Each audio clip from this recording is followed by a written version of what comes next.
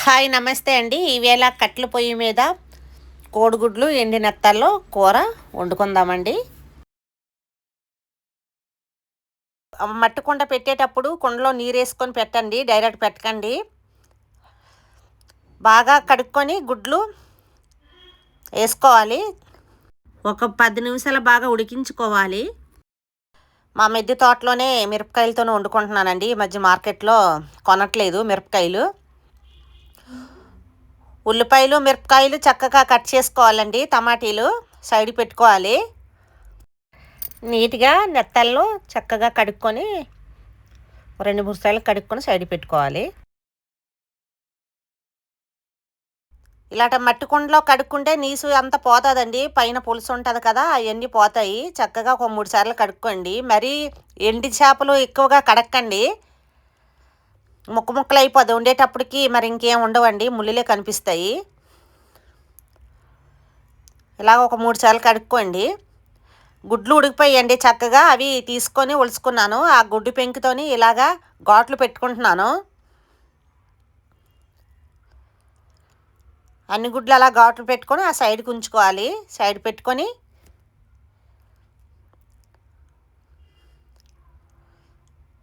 ఇంకా కట్టెల పొయ్యి మీద మట్టుకుండ పెట్టుకోవాలండి.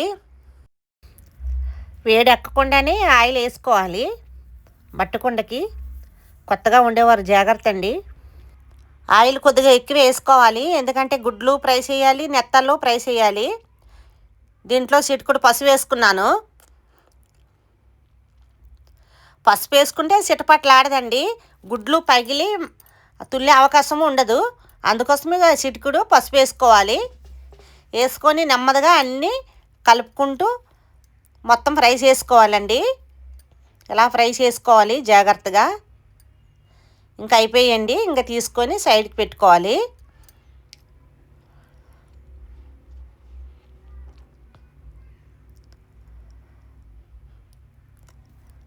అగ్గి ఎక్కువగా తగులుతుంది, గాలి కూడాను. డాబా పైన గాలి కొద్దిగా ఎక్కువండి. ఇంకా గుడ్లన్నీ ఉడికిపోయి సైడ్ పెట్టుకున్నాను. ఇప్పుడే అదే ఆయిల్లో మళ్ళీ కడిగి పెట్టుకుని నెత్తళ్ళు వేసుకోవాలండి, ఎండి నెత్తళ్ళు.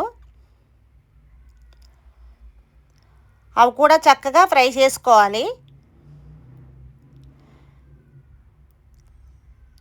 ఇలా గోల్డ్ కలర్ వచ్చేలాగా ఫ్రై చేసుకొని అవి సైడ్కి పెట్టుకోవాలండి. ఇందులో పసుపు వేసాం కదా, పసుపు వేసాం, కలర్ కూడా చక్కగా ముక్కలు పట్టిందండి. అందులో నేను లైట్గా సాల్ట్ కూడా వేసుకున్నాను. ఆ సాల్ట్ అయితే ఇవి నెత్తలు చప్పగా ఉంటాయండి, నెత్తలకు ఉప్పు ఉండదు. ఇంకా గుడ్లకైనా నెత్తలకైనా కొద్దిగా పసుపు లైట్గా సాల్ట్ వేసుకున్నాం అనుకో ముక్కలకి బాగా పడతాయండి, టేస్ట్గానే ఉంటుంది కూర.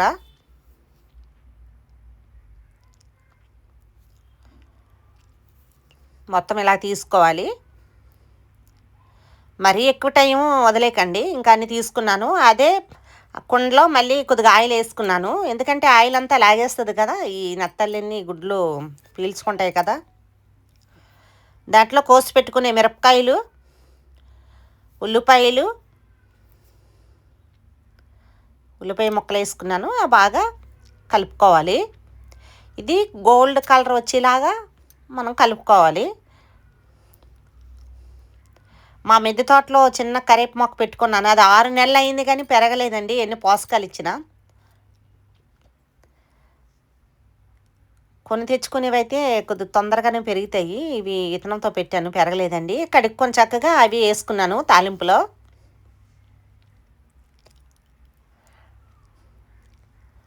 జాగ్రత్తగా కలుపుకొని ఉండాలి.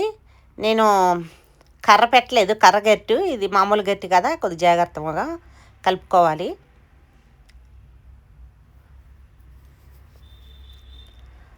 ఇంకా చక్కగా వేగాయి కదా, దాంట్లోని టమాటాలు వేసుకోవాలి. టమాటా ముక్కలు వేసుకొని అవి చక్కగా కలుపుకొని తొందరగా మగ్గాలంటే కొద్దిగా సాల్ట్ వేసుకోవాలి. వేసుకొని మూత పెట్టి మధ్య మధ్యలో కలుపుకొని ఉండాలి.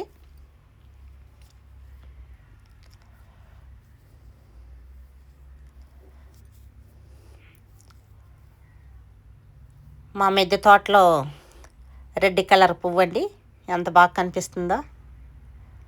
ఇది ఫస్ట్ టైం అండి ఈ రకమైన పువ్వు వేశాను విత్తనం. ఇది నేను చిన్నప్పుడండి 4th 5th క్లాస్లో చూశాను.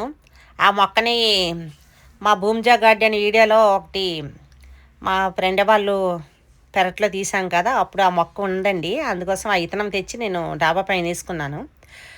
చూడండి చక్కగా ఏగిపోయాయి కదా, మధ్య మధ్యలో కలుపుకుంటూ ఇలాగా ఫ్రై చేసుకోవాలి. మొత్తం మగ్గిపోయాయండి టమాటీ. చక్కగా మగ్గిపోయింది కదా, దీంట్లోనే పసుపు, కారం, ఉప్పు, ధనియా పొడి వేసుకోవాలి. చక్కగా కలిపి పెట్టుకోవాలి నీట్గా. కుండ అడుగంటకుండా చూసుకోవాలండి. మట్టి పాత్రలు కదా, జాగ్రత్త. పాత వాళ్ళకైతే చెప్పవసరం లేదు, కొత్తగా వంట చేసే వాళ్ళైతే జాగ్రత్తగా వండుకోండి మట్టి కుండలో. ఇలాగ మొత్తం కలుపుకున్నాం కదా, ఇలా మొత్తం కలిపి దీంట్లోనే గుడ్లు వేసుకోవాలండి. మనము ఫ్రై చేసి సైడ్కి పెట్టుకున్నాం కదా గుడ్లు, ఆ గుడ్లు ఇందులో వేసుకోవాలి. నెత్తలు కూడా వేసుకోవాలి. మట్టుకుండలో వండుకోండి, ఆరోగ్యాన్ని కాపాడుకోండి. మన పూర్వీకుల నుండి ఈ మట్టుకుండలో వండేవారండి, మా తాతలు ముత్తాతల నుండి, మన అమ్మమ్మలు నాన్నమ్మలు. మనకి మట్టుకుండలో ఉండే అవకాశం ఇప్పుడు ఉందండి. మట్టుకుండలు ఎక్కడ పడితే అక్కడే దొరుకుతున్నాయి. కలుపుకోవాలండి. ఉప్పు కారం ముక్కలు పట్టేలా కలుపుకోవాలి.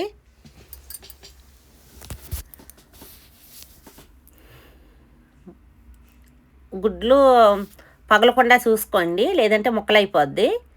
ఇంకా గుడ్లు జాగ్రత్తగా చూసుకొని కలుపుకోండి మొత్తం. నేను ఎలా కలుపుతాను చూసారు కదా, ఆ విధంగా కలుపుకోండి. మామూలు కుండలో ఎలా కలిపేసుకున్నా మనకి ఇది లేదు, కానీ ఏదైనా గుడ్లు పగలకుండా చూసుకుంటే బాగుంటుంది కూర కూడా. ఇప్పుడు నానబెట్టుకునే చింతపండు రసాన్ని వేసుకోవాలి. మీరు పులుపు ఎంత తింటారో చూసుకొని మీరు వేసుకోండి.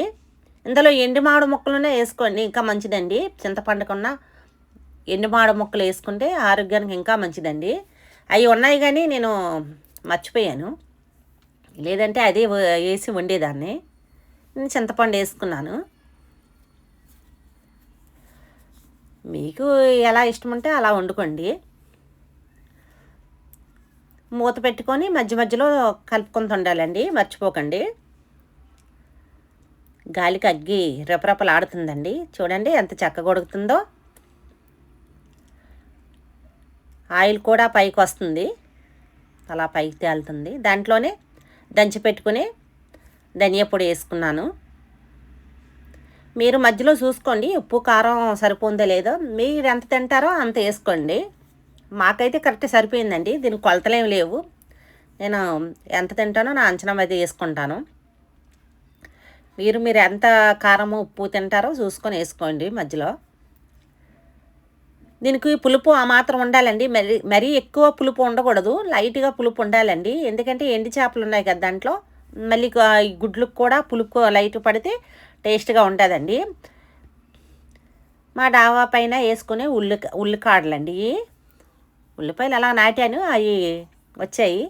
అవి కూడా ఎండు చేపల్లో కట్ చేసుకొని వేసుకుంటే భలే ఉంటుందండి, టేస్ట్గానే ఉంటుంది. వేసి చూడండి ఒకసారి మీకు ఉంటే. ఇవైతే సరిపోతాయండి. ఇవి చక్కగా కడుక్కొని ఇంకా దాంట్లో వేసుకోవడమే. కూరంకా అయిపోయిందండి. దాంట్లోనే కడిగి పెట్టుకుని కొత్తిమీర కూడా వేసుకుంటున్నాను.